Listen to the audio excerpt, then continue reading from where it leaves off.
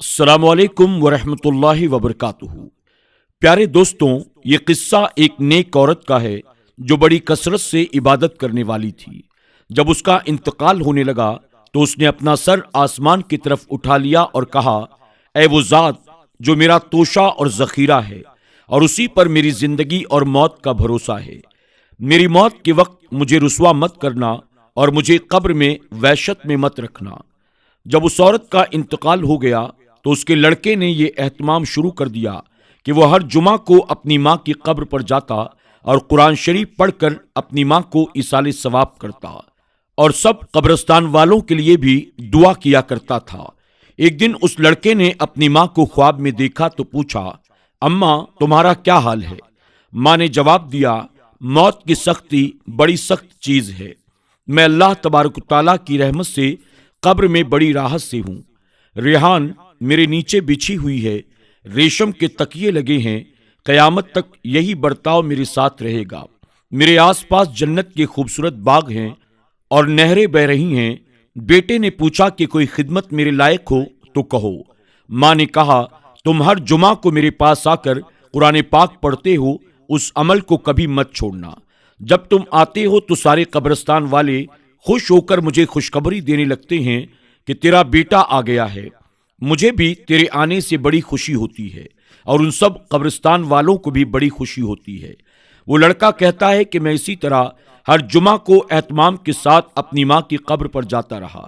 اس کے بعد ایک دن میں نے خواب میں دیکھا کہ بہت بڑا مجمع عورتوں اور مردوں کا میرے پاس آیا ہے۔ دوستوں، اگر ویڈیو پسند آ رہی ہے تو اسے ابھی لائک کر لیں۔ اگر آپ نے ہمارے چینل کو سبسکرائب نہیں کیا تو ابھی سبسکرائب کر لیں اور آئندہ آنے والے ایسے ہی ویڈیوز کی نوٹیفیکیشن کے لیے بیل آئیکن کو کلک کرنا نہ بھولیں۔ میں نے پوچھا، تم لوگ کون ہو اور کیوں آئے ہو؟ تو وہ سب کہنے لگے، ہم فلاں قبرستان والے ہیں اور ہم تمہارا شکریہ ادا کرنے کے لیے آئے ہیں۔ تم ہر جمعہ کو ہمارے پاس آتے ہو، ہمارے لیے قرآن مجید پڑھتے ہو، تم ہمارے لیے دعائے مغفرت کرتے ہو، اس سے ہم کو بڑی خوشی ہوتی ہے۔ اس کام کو ہمیشہ جاری رکھنا۔ وہ لڑکا کہتا ہے کہ اس عبادت میں نے اور بھی زیادہ اہتمام کرنا شروع کر دیا۔ آخر میں اللہ سے دعا کرتا ہوں، اللہ پاک ہم سب کو قبر کے امتحان سے تیاری کرنے کی توفیق عطا فرمائے اور ہمیں نماز پنجگانہ ادا کرنے والا بنائے، اور ہمارے جو بھی عزیز و اقارب اس دنیا سے گزر گئے ہیں ان کے درجات کو بلند فرمائے اور انہیں جنت الفردوس میں اعلیٰ مقام عطا کرے، آمین ثم آمین۔ دوستوں، اب ہم آپ کو حضرت علی رضی اللہ تعالیٰ عنہ کے حوالے سے دو ایسی عورتوں کے بارے میں بتانے جا رہے ہیں جو دنیا میں منحوس ہوتی ہیں۔ تو وہ عورتیں کون کون سی ہیں آگے ہم آپ کو ضرور بتائیں گے، لیکن آپ تمام سے گزارش ہے کہ آپ نے اگر ہماری اس ویڈیو کو اب تک لائک نہیں کیا، ہمارے چینل کو سبسکرائب نہیں کیا تو ابھی لائک کر لیں اور چینل کو ضرور سبسکرائب کر لیں۔ محترم دوستوں، عورت کا تو دنیا میں پہلا روپ ہی رحمت ہے، یعنی بیٹی بن کر پورے خاندان کے دلوں پر وہ راج کرتی ہے، بہن بن کر بھائی کا سچا دوست اور ماں کا بازو بن جاتی ہے، اور جب بیوی بنتی ہے تو ہمیشہ ساتھ نبھانے والی، ہر دکھ اور سکھ میں ساتھ دینے والی بن جاتی ہے، اور جب ماں بنتی ہے تو اللہ تبارک و تعالیٰ اس عورت کا مقام اتنا بلند فرما دیتا ہے کہ جنت کو اٹھا کر اس کے قدموں میں رکھ دیا جاتا ہے۔ حضرت علی کرم اللہ وجہ الکریم فرماتے ہیں کہ مرد کی مردانگی کی سب سے عظیم سطح یہ ہے کہ مرد کی وجہ سے کبھی کسی عورت کی آنکھوں میں کوئی آنسو نہ آئے۔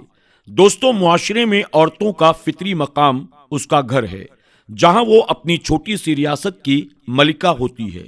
دوستوں، ہمارے مذہب اسلام نے عورتوں کو وہ مقام اور مرتبہ دیا ہے جو کسی اور مذہب نے عورت کو نہیں دیا۔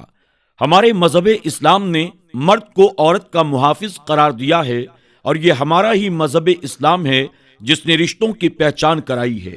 آج کی اس ویڈیو میں ہم آپ کو عورتوں کی کچھ خوبیاں بتانے جا رہے ہیں، جن خوبیوں سے عورتوں کا کردار مزید مزین ہو جاتا ہے۔ لیکن دوستوں، اس کے ساتھ ہی ساتھ ہم بات کریں گے عورت کی دو غلطیوں کے بارے میں جس سے عورت کو منحوس قرار دیا گیا ہے۔ یہ دو کام جو بھی عورت کرتی ہے تو وہ منحوس عورت ہوتی ہے۔ اس حوالے سے ہم آپ کو حضرت علی رضی اللہ تعالیٰ عنہ کا فرمان بھی بتائیں گے کہ حضرت علی رضی اللہ تعالیٰ عنہ نے اس کے بارے میں کیا فرمایا ہے۔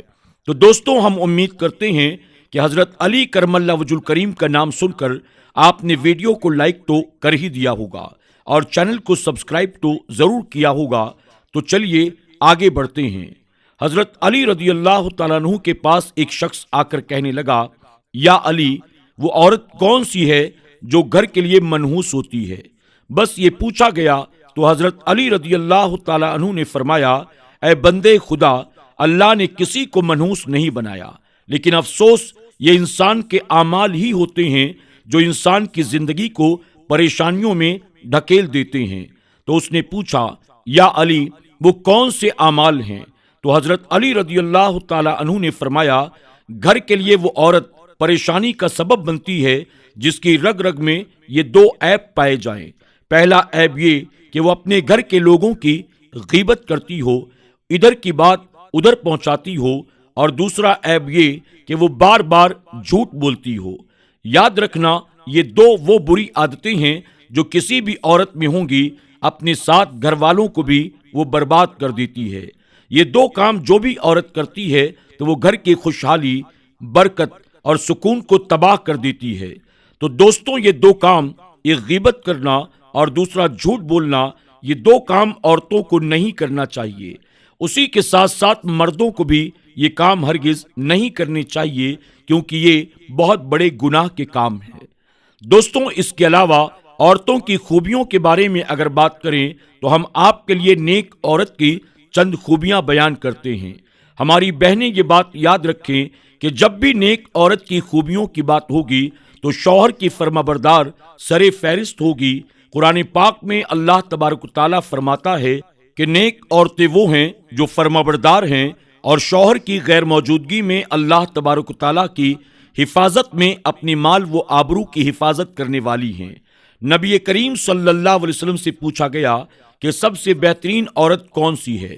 تو حضور اکرم صلی اللہ علیہ وسلم نے فرمایا کہ وہ عورت کہ جب شوہر اسے دیکھے تو وہ اسے خوش کر دے، اور جب شوہر اسے کسی بات کا حکم دے تو وہ اس کی اطاعت کرے، اور اپنے جان و مال میں شوہر کا ناپسندیدہ کام نہ کرے اور اس کی مخالفت نہ کرے۔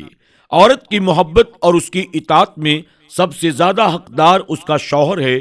اس کا اندازہ اس بات سے بھی لگایا جا سکتا ہے کہ نماز عبادت کی نہایت ہی اعلیٰ قسم ہے اور سجدہ اس کی چوٹی ہے، لیکن شریعت میں اس کا مقام اور مرتبہ واضح کرنے کے لیے اتنی اونچی مثال کی گئی کہ حضرت ابو ہریرہ رضی اللہ تعالیٰ عنہ سے روایت ہے، نبی کریم صلی اللہ علیہ وسلم نے ارشاد فرمایا، اگر میں اللہ تبارک و تعالیٰ کے سوا کسی اور کو سجدہ کرنے کا حکم دیتا تو میں بیویوں کو حکم دیتا کہ وہ اپنے شوہروں کا سجدہ کریں۔ پھر نبی پاک صلی اللہ علیہ وسلم نے فرمایا، اس ذات کی قسم جس کے قبضے میں محمد کی جان ہے، عورت اپنے پروردگار کا حق ادا نہیں کرتی جب تک کہ وہ اپنے شوہر کا حق ادا نہ کرے، حتیٰ کہ جب شوہر اسے بلائے اور وہ اگر سواری پر ہو تب بھی اپنے آپ کو نہ روکے، شوہر کے پاس جائے۔ صحیح حدیث میں آتا ہے کہ شوہر کو اپنی بیوی سے جب تکلیف ہوتی ہے تو جنت کی حور اسے بددعا دیتی ہے۔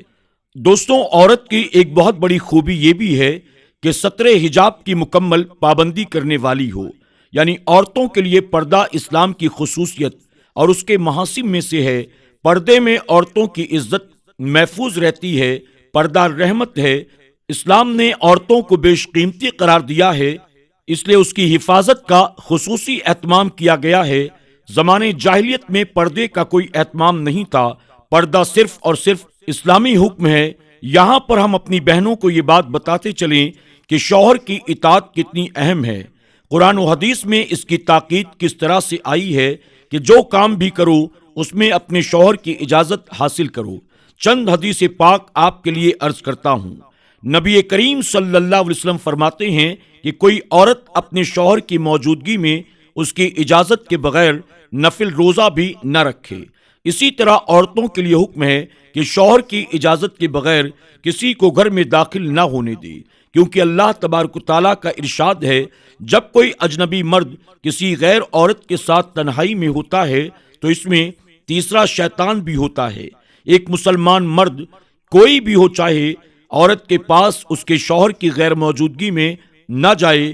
نبی پاک صلی اللہ علیہ وسلم کا ارشاد ہے کہ کوئی مرد کسی اجنبی عورت کے ساتھ بغیر ضرورت کے تنہائی میں نہ بیٹھے۔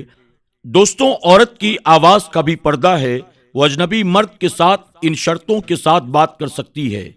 پہلی شرط یہ ہے کہ آواز میں لوچ لچک، شیرینی اور مٹھاس نہ ہو۔ دوسری شرط، صرف بقدر ضرورت بات کرے، جتنی ضرورت ہو صرف اتنی ہی باتیں کرے۔ تیسری شرط کہ پردے کی اوٹ سے بات کرے۔ اسی طرح شوہر کو بھی چاہیے کہ کسی غیر محرم سے بات نہ کرے، کسی غیر عورت سے بلا وجہ بات نہ کرے۔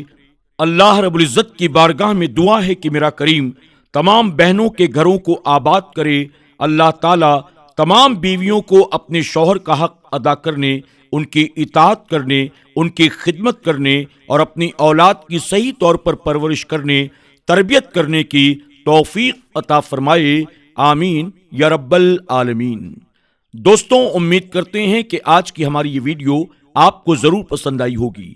آپ نے اگر ویڈیو کو اب تک لائک نہیں کیا تو ابھی لائک کر لیں، اور اگر آپ نے ہمارے چینل کو سبسکرائب نہیں کیا تو ابھی سبسکرائب کر لیں، اور آئندہ آنے والے ایسے ہی معلوماتی ویڈیوز کی نوٹیفیکیشن کے لیے بیل آئیکن پر کلک کرنا نہ بھولیں، اور اس ویڈیو کو اپنے دوست احباب کے ساتھ بھی زیادہ سے زیادہ شیئر کرتے رہیں۔